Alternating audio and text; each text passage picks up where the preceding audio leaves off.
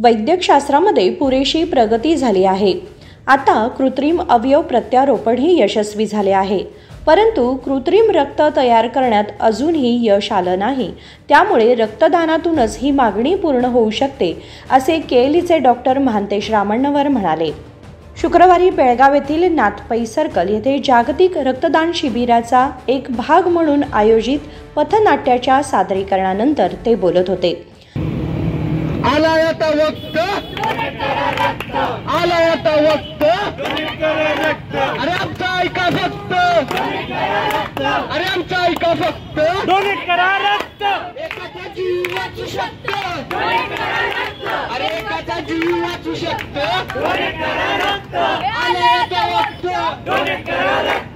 आलाय आता वक्त,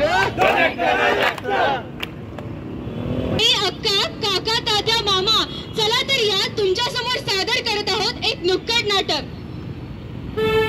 अरे नगर जनांनू ऐका सांगतो, गोष्ट मोलाची जन्माची, वाचवण्या जीव दुसऱ्याचा तुम्ही सवय करा रक्तदानाची, जी जी राजी, वाचवण्या जीव दुसऱ्याचा तुम्ही सवय करा रक्तदानाची, जी जी राजी। तुमचं चालू आहे रक्तदान, रक्तदान कळत नाही तुम्हाला कोण चालू आहे माझा? शांत बसा थोडा।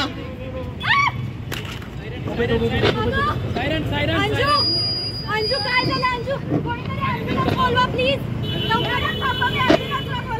कोणीतरी ॲम्ब्युलन्स बोलवा। हॅलो ॲम्ब्युलन्स, पटकन या, नाथपै चौकात मोठा ॲक्सिडेंट झाला। अहो तुम्ही फोटो काय काढताय? कोणीतरी मदत करा। अगं उठ ना, हे बाळा उठ ना गं, कोणीतरी ॲम्ब्युलन्स बोलवा। बाळा उठ ना गं, काही नाही होणार तुला, उठ, हे बघ मी आहे, हे बघ ॲम्ब्युलन्स आली, काही नाही होणार तुला।